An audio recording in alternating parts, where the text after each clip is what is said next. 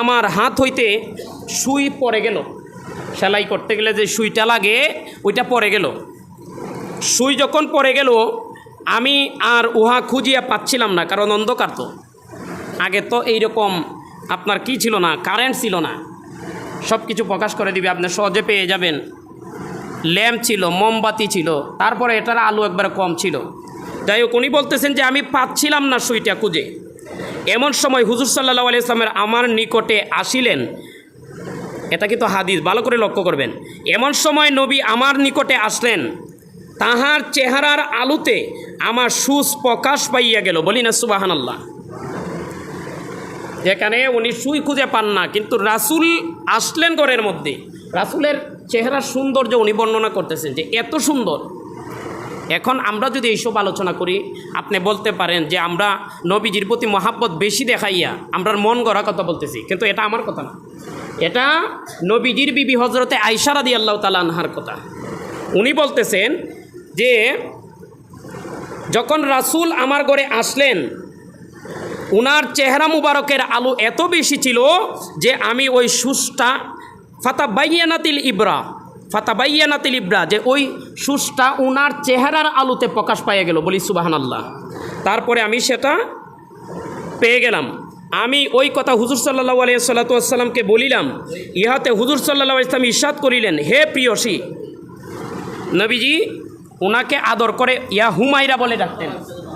হুমায়রা মানে প্রিয়সী। বর্তমানে আমরা তো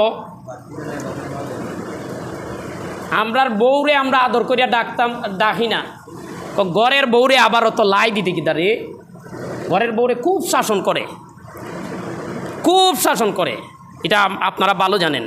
কিন্তু ওই অবৈধভাবে বয়ফ্রেন্ড গার্লফ্রেন্ড বিভিন্ন জায়গার মাঝে আপনারা দেখবেন যে খুব সুইট করে ডাকে, বেবি, কিউটি, সুইটি, জান, ফরান, অনেক কিছু ডাকে, কিন্তু বউরে আদর করিয়া ডাকতে চায় না। বউরে আদর করিয়া ডাকার সিস্টেম আমার নবী, এটা হলো আমার নবীর সুন্নতে মুবারাকা। বলি সুবহানাল্লাহ। নবীজি আম্মাজান আয়েশাকে সবসময় ইয়া হুমায়রা বলে ডাকতেন, হে প্রিয়সী, লাল সুন্দরী বলতেন। নবীজি বললেন, হে প্রিয়সী, বড়ই পরিতাপ, তিনবার বললেন নবীজি। বড়ই পরিতাপ মানে আফসুস তাহাদের জন্য যাহারা আমার চেহারার প্রতি মহব্বতের নজরে দেখিল না। বলি না সুবহানাল্লাহ। নবীজির চেহারার দিকে, নবীজির সৌন্দর্য আলোচনা করা, আমার নবীজির গুণগান করা, এটা যারা সহজভাবে নিতে পারলো না, যারা এটারে ভালোবাসলো না, তাদের জন্য বড়ই আফসোস, বড়ই পরিতাপ। এটা হলো দুররুল মুনাজ্জাম শরীফের হাদিস, আম্মাজান আয়েশা থেকে হাদিস বর্ণনা। হযরতে আয়েশা রাদিয়াল্লাহু তাআলা আনহা আরও বলেন, একদিন আমি সুতা কাটিতেছিলাম, আর হুজুর সাল্লাল্লাহু আলাইহি ওয়াসাল্লামের নিজের জুতা মুবারক তিনি সেলাই করতেছিলেন। বলি সুবহানাল্লাহ। কাজ বড় হোক বা ছোট হোক, কাজই হয়। ঘৃণিত বিষয় হলো চুরি ডাকাতি, মানুষের সম্পদ আত্মসাৎ করা। আর আমরার সমাজে কিছু ভদ্রলোক আছে, এরা নিম্নমানের যারা কাজ করে, যারা ছোটোখাটো কাজ করে, তাদেরকে বিভিন্নভাবে টিটকারি মস্কারি করে, তাদেরকে হেয় প্রতিপন্ন করে, নিচু চোখে দেখে। বলি নাউজুবিল্লাহ। তাহলে আমার নবীজি নিজের জুতা নিজে সেলাই করতেছিলেন। আপনি একজন মানুষকে হালাল একটা কাজ করতেছে, হোক ছোট হোক বড়, এটাকে আপনি অবহেলা করতে পারবেন না, তাকে এই জন্য আপনি লজ্জা দিতে পারবেন না। এটা আমার রাসূলের সুন্নত। কাজ যত ছোটই হোক, যদি সেটা হালাল বা বৈধ হয়, নিজের কাজ নিজে করা উত্তম। বলি সুবহানাল্লাহ। এটা আমার নবীজির সুন্নতে মুবারাকা। নবীজি আম্মাজান আয়েশা সুতা কাটিতেছিলেন, আর নবীজি নিজের জুতা নিজে সেলাই করিতেছিলেন। রাসূলে পাক সাল্লাল্লাহু আলাইহি ওয়াসাল্লামের পেশানি হইতে গরম টপ টপ করিয়া পড়িতেছিল গাম। নবীজির পেশানি মানে চেহারা মুবারক থেকে গাম জড়তেছিল। ওই গর্ম, আম্মাজান আয়েশা বলতেছেন, ওই গর্ম নূরে পরিণত হইতেছিল। বলি সুবহানাল্লাহ। আমরা গামতে বাতি জ্বলবো, এই যে আমাদের গাম পড়তেছে এখন আপনারা দেখতেছেন, বাতি জ্বলেনি গামতে।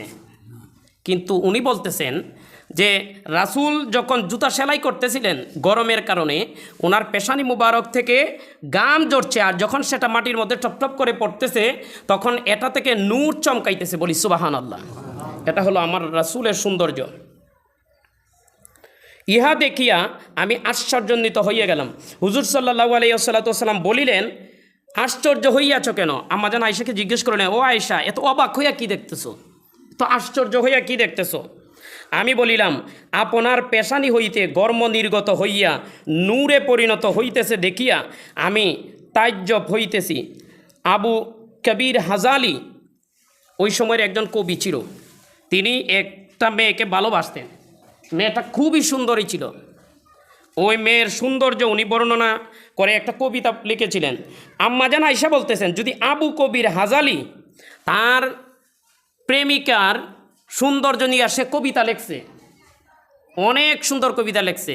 আম্মাজান আয়েশা বলতেছেন, যদি এই আবু কবির হাজালি নবী গো যদি আপনাকে দেখিত তবে সে বুঝিতে পারিত যে তাহার কবিতার মর্ম আপনাতেই বিদ্যমান। সে ওই মহিলারে নিয়ে যে কবিতা লেখছে, এই মর্মটা একটা মানুষ একবারে নিকুত হইতে পারে না, আপনি যতই তার প্রশংসা করেন।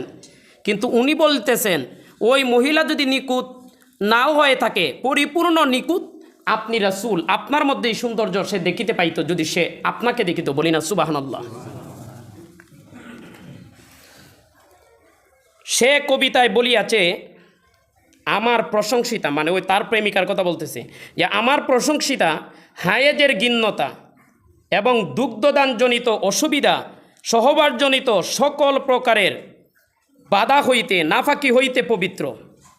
আমি যখন তাহার ললাটের রেখাগুলির দিকে তাকাই, তখন দৃষ্টিপাত করিয়া দেখি সে চাঁদনির বিজলির মতো চমকিতেছে। সে তার প্রেমিকার কথা বলতেছে যে তার প্রেমিকা এত সুন্দর ছিল যে তার চেহারাটা যেন বিজলির মতো, আসমান যে ঠাডা মারে যখন বিজলি দেয় তখন যেভাবে চমকায় আকাশের মধ্যে, এইভাবে তার প্রেমিকার চেহারাটা চমকায়। আম্মাজান আয়েশা এই জন্য বলতেছেন যে তার প্রেমিকা নিয়ে সে যে কবিতাটা লেখছে, এই পরিপূর্ণ প্রশংসা আমার নবীজির চেহারার মধ্যে বিদ্যমান ছিল। বলি সুবহানাল্লাহ। ইহা শুনিয়া রাসূলে পাক সাল্লাল্লাহু আলাইহি ওয়াসাল্লাম কি বললেন? তাহার হাতের জিনিস রাখিয়া, রাসূল কি করলেন? জুতা সেলাই করতেছিলেন, তখন উনি জুতা সেলাই বন্ধ করিয়া তাহার হাতের জিনিস রাখিয়া আমার নিকট অগ্রসর হইলেন এবং আমার ললাটে চুম্বন করলেন, আমার কপালে চুম্বন কর। মা আয়েশার এই প্রশংসা দেখে তিনি এত খুশি হলেন যে ওনার কাজকর্ম রেখে মা আয়েশার কপালের মধ্যে আয়েশা চুমো দিলেন। বলি সুবহানাল্লাহ। হে আয়েশা, নবীজি বলিলেন, হে আয়েশা, আল্লাহ পাক তোমাকে ভালো প্রতিদান এনায়াত করুন এবং তোমার কথায় আমি এত খুশি হইয়াছি যে তাহা আমি ব্যক্ত করিতে পারিলাম না। এটা খাসাইসুল কুবরা শরীফের হাদিস। বলি সুবহানাল্লাহ। আমার রাসূলের সৌন্দর্য বর্ণনা করেছেন আমার রাসূলের স্ত্রী, আমাদের মা আম্মাজান আয়েশা রাদিয়াল্লাহু তাআলা আনহা।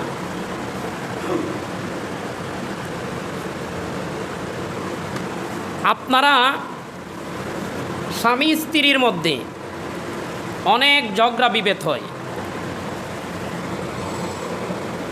যদি কোনো স্ত্রী বলে আমার স্বামীটা ভালো ছিল, তাহলে ওই স্বামী জান্নাতি। আবার কোনো স্বামী যদি বলে আমার স্ত্রী ভালো ছিল, ওই স্ত্রী জান্নাতি। বলি সুবহানাল্লাহ। আমার বাবারা, বন্ধুরা, আমার নবীজির যত বিবিরা ছিলেন, আমার নবীজির পরিবারের মধ্যে 11 মতান্তরে 13 জন বিবি ছিলেন। আমার নবীজির পরিবারের বিচার আচার কোনো দিন কাউকে করতে হয় নাই। আমার নবীজির দাম্পত্য জীবন, আমার নবীজিকে ওনারা এত বেশি ভালোবেসেছেন, আমার নবীজির সাথে রাগ করবেন তো দূরের কথা, এইভাবে আমার নবীজির প্রশংসা করেছেন। বলি না সুবহানাল্লাহ। আমার বাবাজিরা, বন্ধুরা, আমার নবীজির সৌন্দর্য কেমন সৌন্দর্য! আমি গত জুমায়ও বলেছিলাম, আমার নবী দুনিয়াতে আগমন করবেন। আমার রব্বে কারীম দুনিয়াতে মানুষ এবং জিনকে পাঠিয়েছেন তার ইবাদতের জন্য, তার গোলামির জন্য। এই ইবাদত করতে গিয়ে, মানুষের জীবন পরিচালনা করতে গিয়ে মানুষের অনেক ভুল ত্রুটি হয়ে যায়। মানুষ দুর্বল, খুলিকাল ইনসানু দাঈফা, মানুষকে আল্লাহ দুর্বল করে বানিয়েছেন, এই জন্য মানুষের মধ্যে অনেক দুর্বলতা আছে আমার বাবারা বন্ধুরা। তারপরে আমার আল্লাহ মাপের অপশন রেখেছেন, বান্দারা ভুল করার পরেও যদি আল্লাহর দরবারে যদি মাপ চায় আমার আল্লাহ তাকে মাপ করে দিবেন। আমার বাবাজিরা বন্ধুরা, আমার আল্লাহ ওই মাপের যেই অপশনটা পৃথিবীতে সর্বপ্রথম জিনাকে মাপ করেছিলেন বাবা আদম আলাইহিস সালাতু ওয়াস সালাম, আর ওই মাপের প্রক্রিয়াটা আমার নবীজির উসিলা দেওয়ার কারণে বলি না সুবহানাল্লাহ। এটা হলো আমার নবীজির সৌন্দর্য, এটা হলো আমার নবীজির শানুমান। আমার বাবারা বন্ধুরা, দুনিয়াতে আমার নবী আগমন করবেন, আমার নবীজি দুনিয়াতে আগমন করবেন।